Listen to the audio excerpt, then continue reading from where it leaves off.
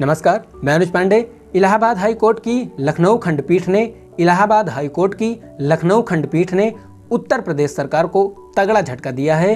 Court ने उत्तर प्रदेश सरकार को स्थानीय निकाय चुनावों की अधिसूचना जारी करने से रोक लगा दी है। कोर्ट ने स्थानीय निकाय चुनावों की अधिसूचना जारी करने से रोक लगा दी है। क्यों रोक लगा दी है और सुप्रीम कोर्ट का ट्रिपल टेस्ट फार्मूला क्या है, उसको हम जानेंगे। लेकिन इससे पहले हम यह जान लें कि स्थानीय निकाय क्या होते हैं।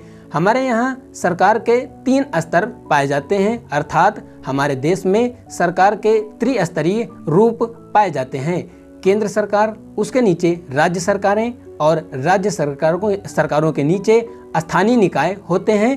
स्थानीय निकाय 2 प्रकार के होते हैं, ग्राम पंचायतें और नगर पालिकाएं। तो नगरों में शासन प्रशासन करने के लिए नगर पालिकाएं बनाई जाती हैं, जिनको म्यूनिसिपैलिटी आप कहते हैं, और गांवों में शासन प्रशासन के लिए, ग्रामीण क्षेत्र में शासन करने के लिए ग्राम पंचायतें बनाई जाती हैं, जहां ग्राम प्रधान वगैरह होते हैं। इन्हीं को स्थानीय निकाय कहा जाता है। तो यहाँ जब चुनाव होते हैं तो यहाँ SC ST OBC आदि को आरक्षण दिया जाता है। उसी के संदर्भ में रोक लगा दी है इलाहाबाद हाई कोर्ट की लखनऊ खंडपीठ ने उत्तर प्रदेश सरकार पर। आइए समझते हैं कि रोक क्यों लगा दी है।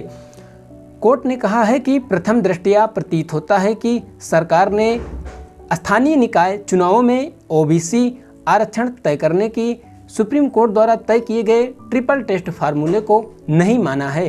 यानी कोर्ट ने कहा है कि प्रथम दृष्टया यह प्रतीत होता है कि राज्य सरकार ने, यानी उत्तर प्रदेश सरकार ने स्थानीय निकायों के चुनाव में OBC को जो आरक्षण दिया जाएगा, उसके लिए सुप्रीम कोर्ट ने जो ट्रिपल टेस्ट फार्मूला तय किया है उसका पालन नहीं किया है उत्तर प्रदेश सरकार ने। कहाँ नहीं किया है? स्थानीय निकाय के चुनावों में। किस लिए? OBC को आरक्षण देने के लिए। क्या? सुप्रीम कोर्ट का triple test formula. Uttar Pradesh सरकार ने स्थानीय निकायों के चुनावों में OBC को आरक्षण देने के लिए जो सुप्रीम कोर्ट ने ट्रिपल टेस्ट फार्मूला बताया है, उसका पालन नहीं किया गया है। इसीलिए इलाहाबाद हाई कोर्ट की लखनऊ खंडपीठ ने उत्तर प्रदेश सरकार पर रोक लगा दी है।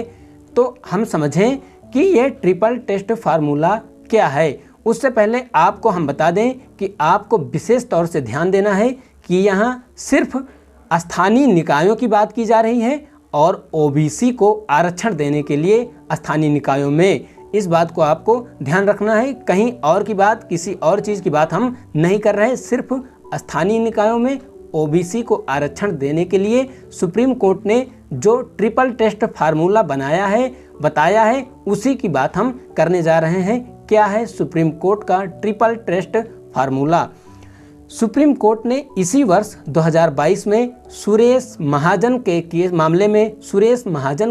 मामले में 2022 में ही सुप्रीम कोर्ट ने कहा था, सुरेश महाजन के मामले में, या फिर आप कह सकते हो कि सुरेश महाजन के केस में 2022 में ही सुप्रीम कोर्ट ने स्पष्ट तौर से कहा था कि स्थानीय निकायों में OBC को आरक्षण जारी करने से पहले ट्रिपल टेस्ट लागू किया जाएगा, ट्रिपल टेस्ट किया जाएगा।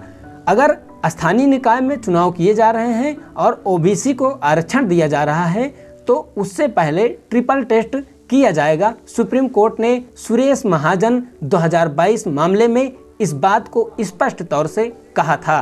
क्या है triple test formula? Triple test में 3 बातें की जाएंगी।